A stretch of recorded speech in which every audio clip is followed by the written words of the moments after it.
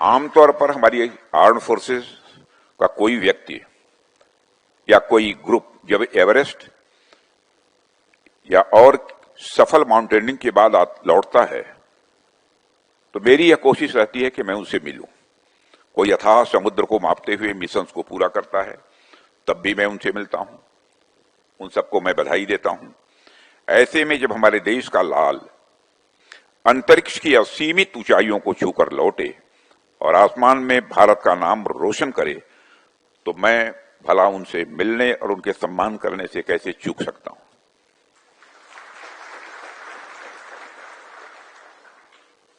मुझे सच में भारत मां के सपूत ग्रुप कैप्टन शुभांशु शुक्ला का स्वागत और अभिनंदन करते हुए गर्व की अनुभूति हो रही है, और साथ ही उनके अन्य जो साथी हैं, group captain PV Nair, group captain Ajit Krishnan और ग्रुप कैप्टन अंगद प्रताप, मैं यही कहना चाहूंगा आप सबके ऊपर समस्त देशवासियों को आप सब पर भी नाज है। और नाज इसलिए है कि आप सब ने देशवासियों का मस्तक ऊंचा किया है। साथियों, हम बचपन से ही आसमान को बड़े कौतूहल से देखते आए हैं। आप में से कुछ लोग गर्मी के मौसम में रातों में छत पर जरूर सोए होंगे। मैं तो सोया हूं, पता नहीं आप सोए हैं कि नहीं सोए हैं। हम सब जब सोते थे तो कभी आसमान के रंग को देखते थे तो कभी हम लोग तारों को देखते थे। हमें लगता था कि काश हमारे पास भी पक्षियों की तरह ही पंख होते और हम उड़कर आसमान तक जाते। कहने का मतलब है कि करीब करीब हम सब का सपना हमेशा से आकाश छूने का रहा है। आज हम सब जिनके स्वागत समारोह में एकत्र हुए हैं, इन्होंने अपने साथ साथ हमारे सपनों को भी जिया है, और मुझे लगता है कि हमारे सपने हमें शुभांशु से और शुभांशु को हमसे स्वाभाविक रूप से जोड़ रहे हैं। साथियों, यदि स्पेस और उसके एलिमेंट्स के साथ हमारे रिश्ते की बात की जाए तो आप देखिए कि स्पेस हमारी प्रकृति का तो पार्ट है ही, साथ ही साथ हमारे ऋषियों ने हमेशा से स्पेस को अध्यात्म, धर्म और ज्योतिष की दृष्टि से देखा ही है। उन्होंने इसे जिज्ञासा और रिसर्च की दृष्टि से भी देखा है। प्राचीन भारत के खगोलविद आर्यभट्ट और भास्कराचार्य ने उस विज्ञान की नींव रखी थी जिसे आज आधुनिक दुनिया स्पेस साइंस कहती है। हमारे पूर्वज स्पेस को लेकर एक बेहद समृद्ध विरासत हमें सौंप गए, और आज आप देखिए कि वही परंपरा हमारे वैज्ञानिकों, हमारे युवाओं और हमारे अंतरिक्ष यात्रियों में उसी जिज्ञासा और साहस के रूप में जीवित है। यहां पर बहुत सारे लोग ऐसे होंगे जो कि साइंस बैकग्राउंड के हैं, और हम सभी जानते हैं कि स्पेस साइंस यह विज्ञान का एक फ्रंटियर एरिया है। जिस प्रकार artificial intelligence, quantum physics, astrophysics और जेनेटिक्स विज्ञान के फ्रंटियर एरियाज हैं, उसी प्रकार स्पेस साइंस भी विज्ञान की एक फ्रंटियर एरिया है। और इस एरिया में प्रगति करने के लिए निश्चित तौर पर हमें एक टॉप क्लास साइंटिफिक इकोसिस्टम चाहिए होता है, और मैं समझता हूं इस दृष्टि से भी भारत निरंतर प्रयत्नशील है और आगे बढ़ रहा है। साथियों, आज का भारत अर्थ के सरफेस से ऊपर की दुनिया में लगातार आगे बढ़ रहा है, और आज जब हम भारत की स्पेस जर्नी की ओर देखते हैं तो हम पाते हैं कि हमारा कंट्रीब्यूशन केवल स्पेस में उपग्रह भेजने तक सीमित नहीं है। आज भारत चंद्रमा से लेकर मंगल ग्रह तक अपनी उपस्थिति दर्ज करा चुका है। आज भारत गगनयान जैसे मिशंस के लिए भी पूरी तरह तैयार है। साथियों, मैं इसे केवल तकनीकी उपलब्धि के रूप में नहीं देखता, बल्कि आत्मनिर्भर भारत का वह नया अध्याय है जहां हम विश्व की बड़ी स्पेस पावर्स के बीच पूरे गर्व के साथ खड़े हो रहे हैं। साथियों, भारत का अंतरिक्ष कार्यक्रम केवल लैबोरेटरीज और लॉन्च व्हीकल्स तक ही सीमित नहीं है। यह हमारी राष्ट्रीय आकांक्षाओं और वैश्विक दृष्टि का एक प्रतीक है। चंद्रयान से लेकर मंगलयान तक हमने यह सिद्ध किया है कि सीमित संसाधनों के बावजूद इच्छा शक्ति यदि असीमित हो तो कोई भी लक्ष्य हमारे सामने स्वाभाविक रूप से छोटा पड़ जाता है। साथियों, भारत का विजन स्पष्ट है।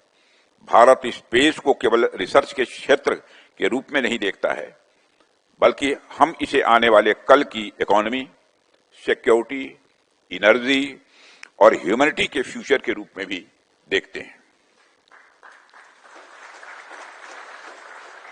इस स्पेस से प्राप्त टेक्नोलॉजीज, चाहे वह संचार उपग्रह हों, मौसम की निगरानी से संबंधित हों या प्राकृतिक आपदाओं से निपटना हो, आज भारत के गांव-गांव और खेत-खेत तक वह अपनी सेवाएं दे रहे हैं और आने वाले समय में space mining, deep space exploration और प्लैनेटरी रिसोर्सेज भी मानव सभ्यता की दिशा बदल देंगे, ऐसा मेरा मानना है। इसलिए इस यात्रा में भारत पीछे नहीं रह सकता। हमें आगे बढ़ना है, हमें नेतृत्व करना है और यही कारण है कि आज हम अपने उन नायकों का अभिनंदन कर रहे हैं जो केवल अंतरिक्ष यात्री ही नहीं बल्कि इस राष्ट्रीय स्वप्न के अग्रदूत हैं।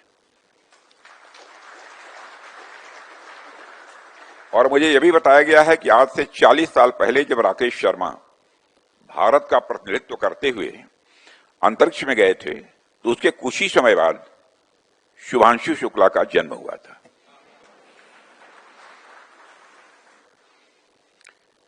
उनके जन्म के साथ ही जन्मा एक सपना, एक दिन मैं भी आसमान में इस धरती को देखूंगा। और आज 40 साल बाद न सिर्फ शुभांशु के बचपन का देखा सपना पूरा हुआ, बल्कि भारत भी एक बार फिर अंतरिक्ष तक अपना परचम लहराया।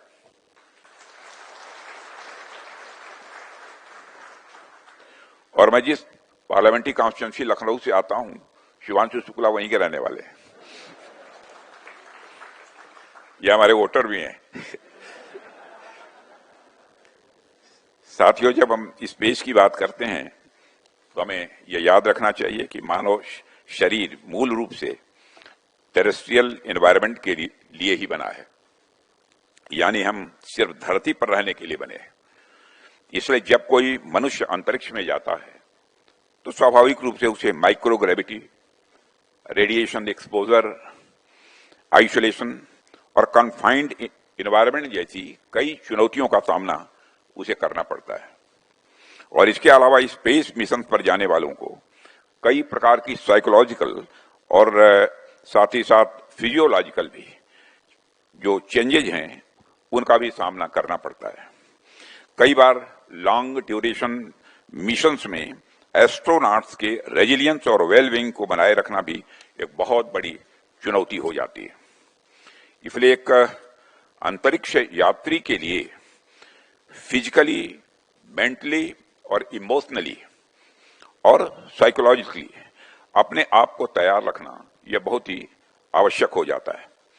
ऐसे में इंस्टीट्यूट ऑफ एरोस्पेस मेडिसिन मुझे यहां जाने का अवसर प्राप्त हुआ है। लोगों ने कहा साहब कोई डिफेंस मिनिस्टर शायद गया नहीं है या पहले कभी कोई गया होगा, तो मैंने कहा जब कोई नहीं गया है तो मैं जरूर जाऊंगा।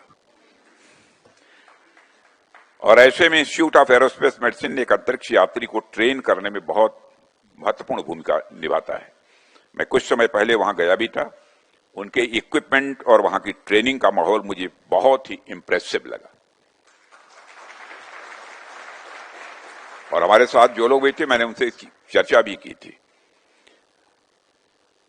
और अभी हमारे सामने उसी इंस्टीट्यूट ऑफ एरोस्पेस मेडिसिन की सफल प्रतिमूर्ति के रूप में शुभांशु दिखाई दे रहे हैं। और मुझे देखकर गर्व हो रहा है कि शुभांशु ने वह जिजीविषा व साहस दिखाया है जो भारत की मिट्टी का प्रतिनिधित्व करता है।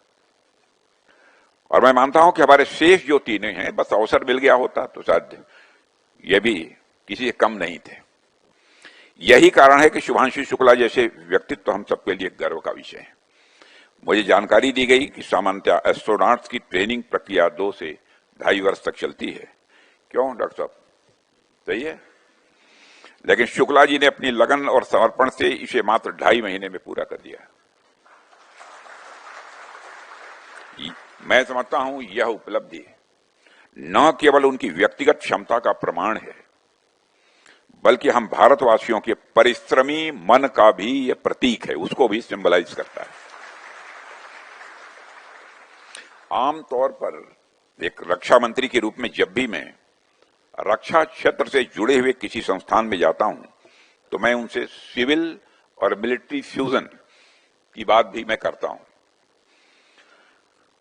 मैं उनसे ऐसे प्रोडक्ट बनाने पर भी, ऐसे टेक्नोलॉजी इंट्रोड्यूस करने पर या ऐसे काम करने पर भी जोर देता हूं जो डिफेंस सेक्टर के लिए तो काम करें ही, साथ ही साथ सिविल सेक्टर के लिए भी काम करें।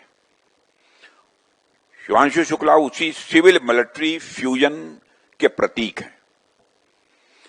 वे भले ही वायुसेना की वर्दी पहनते हों, लेकिन जब वे अंतरिक्ष में गए तो केवल आर्म्ड फोर्सेस के ही नहीं, भारत के ही नहीं, बल्कि पूरी मानवता के वह प्रतिनिधि बने। और मैं कह सकता हूं सिविल सेक्टर को आपका यह कंट्रीब्यूशन, यह इतिहास में दर्ज किया जाएगा। और मुझे बताया गया कि आपने स्पेस में खेती भी की है, और मैं बतला दूं ये किसान परिवार से आते हैं, और आपके अंदर का किसान स्पेस में जाकर भी बाहर नहीं निकला। भारत एक कृषि प्रधान देश रहा है, और भारत का कोई किसान स्पेस में जाकर मेथी और मूंग की खेती करेगा, इसकी कल्पना भी नहीं कर सकते थे, और कभी हम लोगों ने सोचा भी नहीं था कि ऐसा भी होगा। निश्चित रूप से आपका अनुभव हमारे आगामी मिशंस में बहुत ही मददगार सिद्ध होगा, ऐसा मेरा विश्वास है। मुझे यह भी बताया गया कि आप बजरंगबली के भी भक्त हैं, और श्री हनुमान जी के हनुमान चालीसा तो कई बार पढ़ी होगी आपने वहां, जब ऊपर नीचे जो हुआ होगा।